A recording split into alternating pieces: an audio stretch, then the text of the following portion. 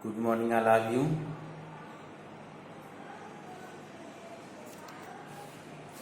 देखिए, हिंदी काव्य खंड में 3 चैप्टर हो गए हैं आपके। आज हम लोग पढ़ेंगे चौथा चैप्टर। आपका चौथा चैप्टर है माखनलाल चतुर्वेदी। इनकी रचना है कैदी और कोकिला।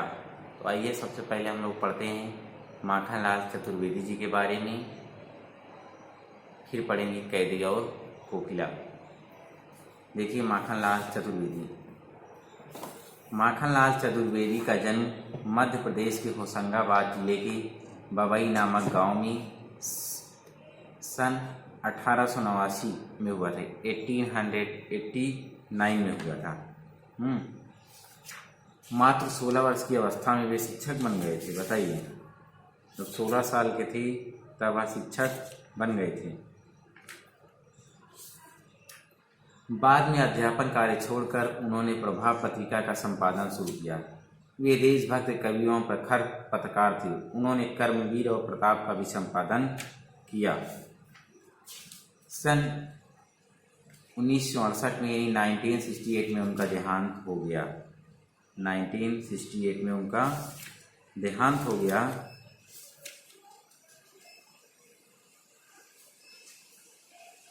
देखिए आगे,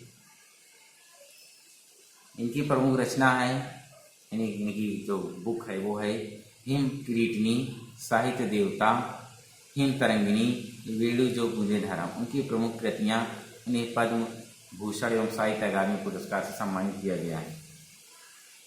माखनलाल चतुर्वेदी की रचनाएं राष्ट्रीय भावना से युक्त हैं। उनमें स्वतंत्रता की चेतना के साथ देश के लिए त्याग और बलिदान की भावना मिलती है। इसलिए उन्हें एक भारतीय आत्मा कहा जाता है। इस उपनाम से ये कविताएं भी लिखी है।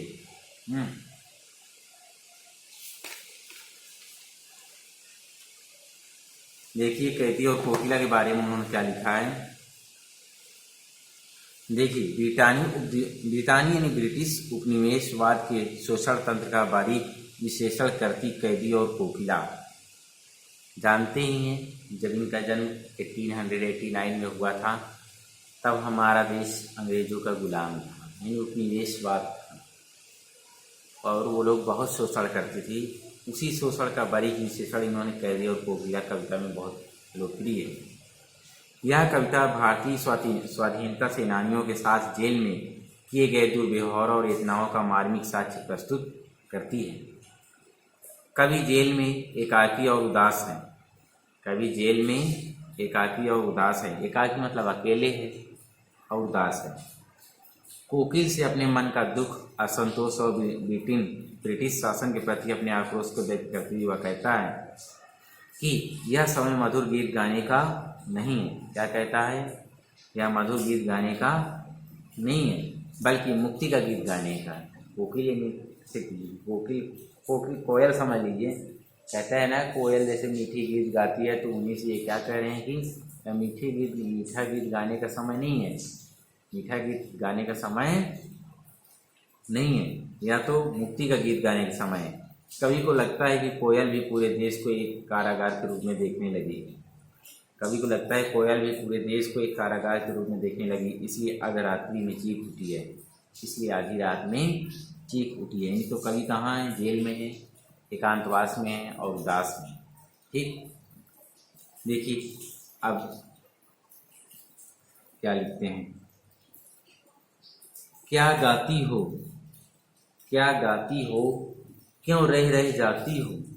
क्या गाती हो, क्यों क्यों क्यों रह रह जाती हो। कोकिल बोलो तो क्या लाती हो। कोकिल बोलो तो क्या लाती हो। संदेशा किसका है, कोकिल बोलो तो। संदेशा किसका है, कोकिल बोलो तो। रह रह जाती हो का मतलब बोलते बोलते अचानक रुक जाना। बोलते बोलते अचानक रुक जाना। कोकिल यानी कोयल। कोयल पक्षी, बर्ड, आप लोग जानते होंगे। क्या गाती हो,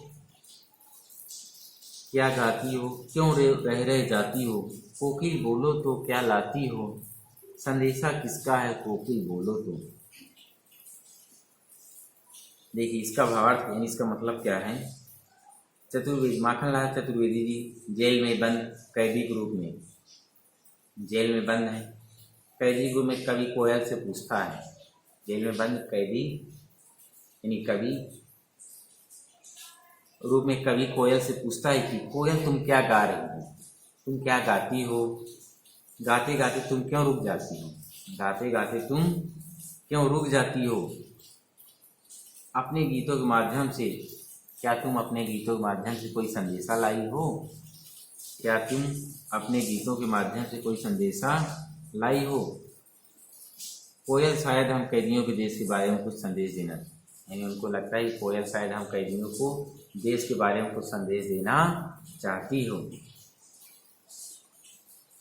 समझ गए होंगे, यानी जेल में बंद कैदी, जेल में जो कवि हैं वो बंद हैं और कैदी रूप में कवि कोयल से क्या पूछते हैं, कोयल तुम क्या गाती हो, गाते गाते तुम क्यों रुक जाती हो, अपने गीतों के माध्यम से मेरे लिए क्या तुम कोई संदेशा लाई हो। कोयल शायद क्या कहते हैं, कोयल शायद हम कैदियों के लिए कोई संदेशा लाई हो, संदेश देना चाहती हो। देखिए अब आगे,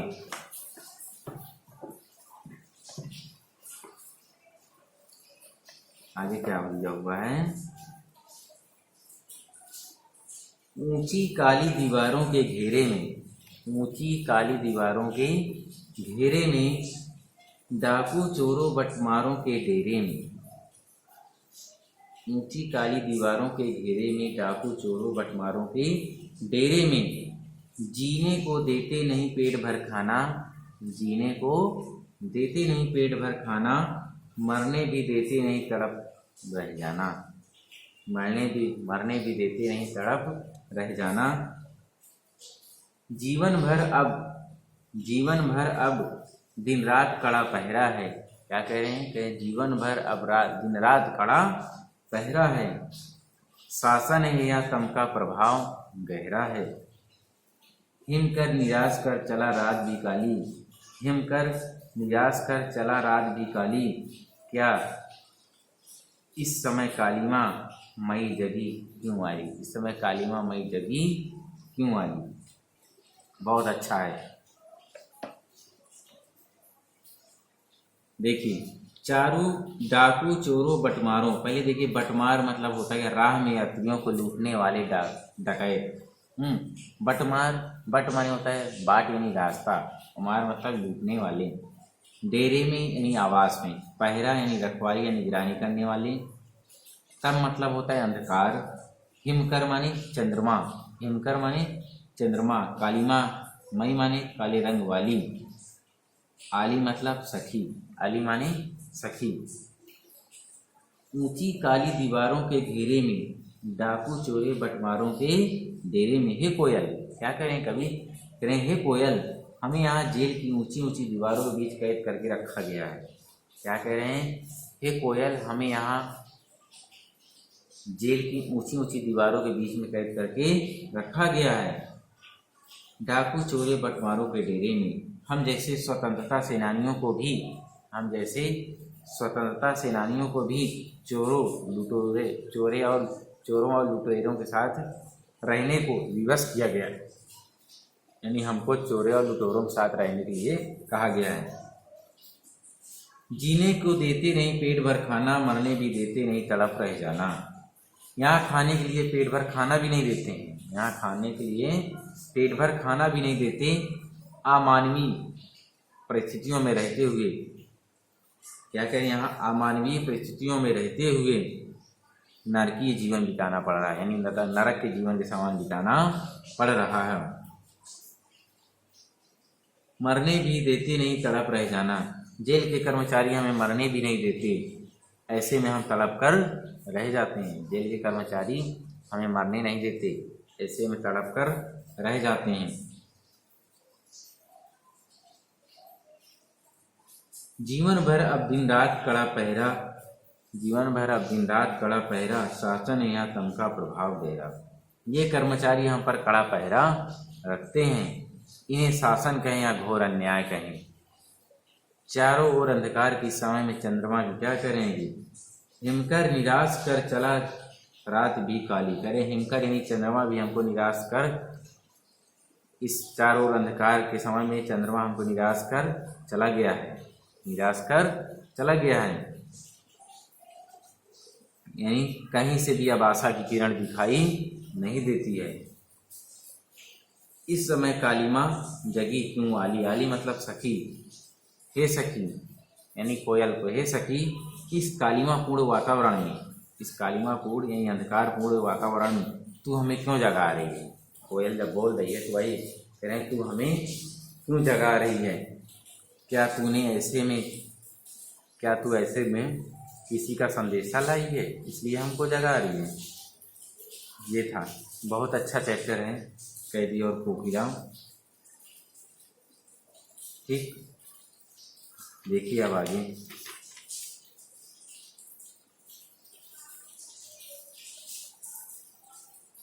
क्यों हूक पड़ी, क्यों हूक पड़ी वेदना बोझ वाली सी, कोकिल बोलो तो क्या लूटा।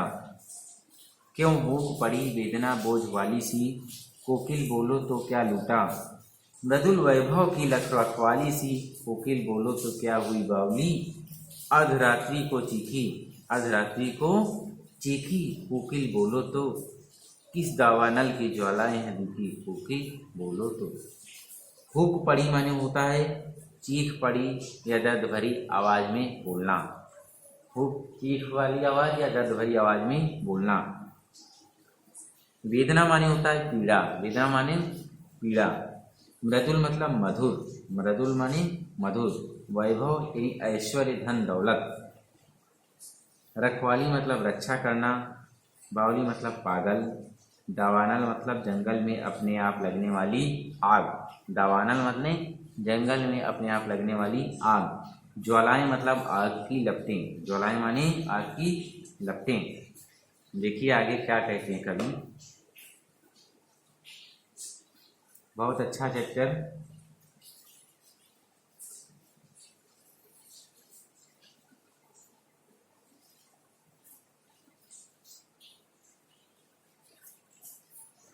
देखिए, क्यों मूक पड़ी वेदना बोझ वाली सी, कोकिल बोलो तो क्या लूटा। कारागार में बंदी कवि, कारागार में बंद कवि ने कोयल की वेदनापूर्ण आवाज़ सुनकर, यानी करुणा से भरी हुई चीख पुकार सुनकर पूछा कि हे कोयल, हे कोयल तुम इस तरह क्यों चीख रही हो, तुम इस तरह क्यों चीख रही हो, क्यों बोल रही हो। तुम्हारा क्या लुट गया है, तुम्हारा क्या लुट गया है, आखिर तुम इस तरह क्यों चीख रही हो।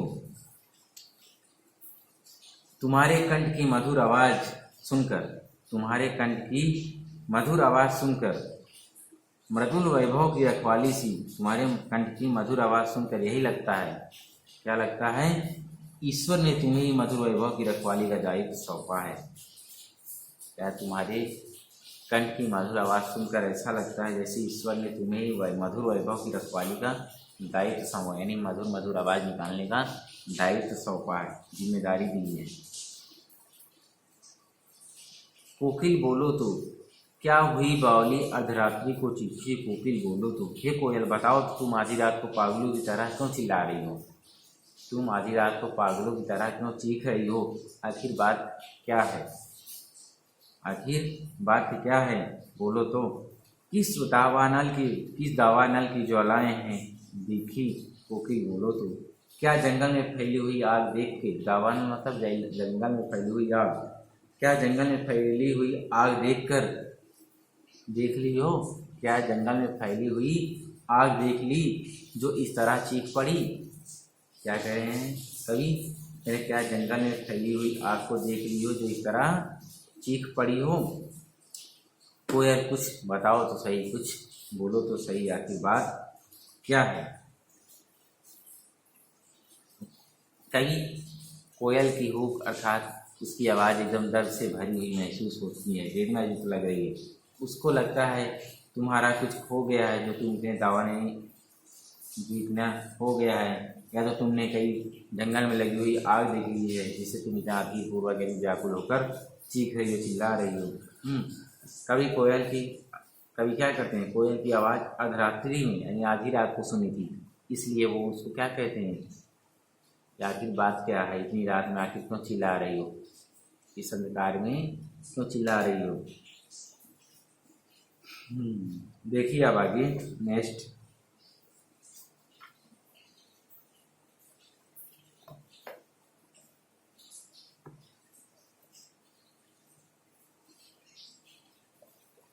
देखिए आगे है, क्या देख न सकती जंजीरों का गहना, क्या देख न सकती जंजीरों का गहना, हथकड़ियाँ क्यों या ब्रिटिश राज का गहना। क्या देख न सकती जंजीरों का गहना, हथकड़ियाँ क्यों या ब्रिटिश राज का गहना। कोल्हू का चर्रक हूँ, कोल्हू का चर्रक हूँ जीवन की तान, कोल्हू का चर्रक हूँ जीवन की तान, गिट्टी पर अंगुलियों ने लिखे गान। हो मोट खींचता लगा पेट पर जुआ, हूँ मोट खींचता लगा पेट पर जुआ, खाली करता हूँ ब्रिटिश अकड़ का कुआं, खाली करता हूँ ब्रिटिश अकड़ का कुआं। दिल में करुणा क्यों जगे, दिन में करुणा क्यों जगे, रुलाने वाली इसलिए रात में गजब ढा रही है आली। आली मतलब सखी। इस शांत समय में अंधकार को भेद रो रही हो क्यों, इस शांत समय में अंधकार को भेद रो रही क्यों हो। कोकिल बोलो तो चुपचाप मधुर विद्रोह बीज इस भांति बो रही हो क्यों, कोकिल बोलो तो, कोकिल बोलो तो। ये जंजीर माने होता है बेड़ियाँ, जंजीर माने बेड़ियाँ। गहना यानी आभूषण, गहना यानी आभूषण। चर्रक यूँ माने कोल्हू चरने के उत्पन्न आवाज़, चर्रक यानी जब कोल्हू चलता है तो जो आवाज़ उत्पन्न होती है वो। गिट्टी यानी पत्थर के छोटे टुकड़े, मोट यानी चमड़े का बड़ा सा पात्र। मोट क्या होता है, चमड़े से बना हुआ एक बहुत बड़ा बर्तन या पात्र। ब्रिटिश अकड़ का कुआं यानी अंग्रेजों का अहंकार, ब्रिटिश अकड़ का कुआं यानी अंग्रेजों का अहंकार। गजब ढाना माने होता है आश्चर्यजनक काम करना, आश्चर्यजनक काम करना। वेदना माने चीरना, वेदना यानी चीरना। विद्रोह बीज मतलब विद्रोह रूपी बीज, विद्रोह रूपी बीज। देखिए क्या, देखिए इसका भावार्थ समझिए शुरुआत से। देखिए इसके भावार्थ को समझिए। क्या देख न सकती जंजीरों का गहना, हथकड़ियाँ क्यों या ब्रिटिश राज का गहना। कोयल की असमय चीख सुनकर, कोयल की आधी रात को आवाज़ सुनकर कोयल से कभी पूछता है कि क्या पूछता है, क्या देख न सकती जंजीरों का गहना, हथकड़ियाँ क्यों या ब्रिटिश राज का गहना।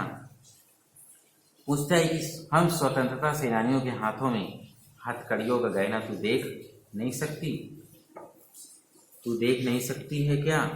क्या पूछे हैं, हम स्वतंत्रता सेनानियों के हाथों में तू हथकड़ियाँ का गहना तू देख नहीं सकती क्या है। ये हथकड़ियाँ नहीं है, ये हथकड़ियाँ नहीं बल्कि अंग्रेजी सरकार द्वारा दिया गया गहना है, बल्कि अंग्रेजी सरकार द्वारा दिया गया गहना है।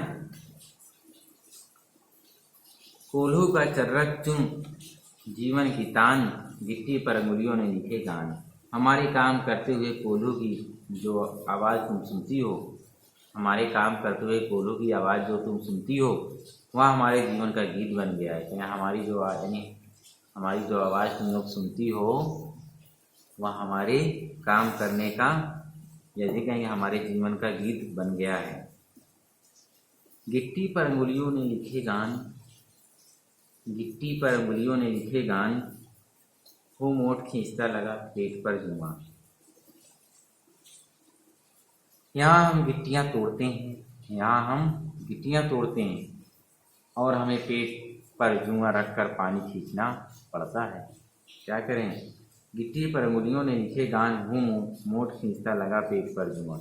यहाँ हम गिट्टियाँ तोड़ते हैं और हमें पेट पर जुआ रखकर पानी खींचना पड़ता है।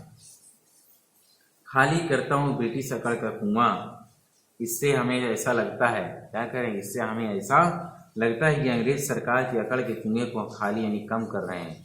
क्या करें, इससे हमें ऐसा लगता है कि अंग्रेज सरकार के खाली कुएं को अकड़ को हम लोग कम कर रहे हैं, कम कर रहे हैं। दिन में करुणा क्यों जगे, रुनाले वाली इस रात में गजब का ढा रही आली। अंग्रेज सरकार दिन में हम स्वतंत्रता सेनानियों पर कोई दया नहीं करती। अंग्रेज सरकार दिन में हम स्वतंत्रता सेनानियों पर कोई दया नहीं करती, इसलिए तू रात में अपना मधुर स्वर सुना रही है, इसलिए तू रात में अपना मधुर स्वर सुना रही है। इस शांत समय में अंधकार को वेग रो रही क्यों, रात के सन्नाटे में तू अंधकार को चीरती हुई, रात के सन्नाटे में तू अंधकार को चीरती हुई, अंधकार को चीरती हुई आवाज क्यों कर रही हो, आवाज क्यों कर रही हो। कोकिल बोलो तो चुपचाप मधुर विद्रोह भी इस भांति बो रही हो क्यों। कोयल बताओ तो इस तरह अपनी मधुर आवाज में देशवासियों में अंग्रेजों के प्रति विद्रोह की भावना क्यों पैदा कर रही हो। कोयल बताओ तो इस तरह अपनी मधुर आवाज से देशवासियों में अंग्रेजों के प्रति विद्रोह की भावना आखिर क्यों पैदा कर रही हो, आखिर कारण क्या है।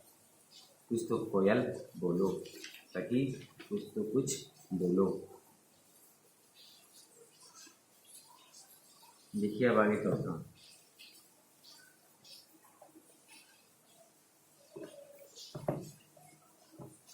आगे क्या है नेक्स्ट देखिए। काली तू रजनी भी काली, काली तू रजनी भी काली, शासन की करनी भी काली। काली तू यानी कोयल भी काली, रजनी यानी रात भी काली, शासन की करनी यानी अंग्रेजों की करनी भी क्या है, काली। काली लहर कल्पना काली, मेरी काल कोठरी भी काली। काली तू रजनी भी काली, शासन की करनी भी काली, काली लहर कल्पना काली, मेरी काल कोठरी भी काली। टोपी काली कमली काली, मेरी लाओ श्रृंखला काली। पहरे की हूँ कृति की ब्याली, किस पर है गाली अयाली, किस पर है गाली अयाली। इस काले संकट सागर पर मरने की मदमाती, कोकिल बोलो तो अपने चमकीले गीतों को क्यों कर हो तैराती। कोकिल बोलो तो। देखिए रजनी माने रात, शासन माने अंग्रेजों का साम्राज्य, समझ ही रहे हैं। करनी मतलब करतूतें, करनी काली यानी बुरे कार्य, काल कोठरी यानी अपराधियों के लिए रखने वाला अंधकारपूर्ण कोठरी।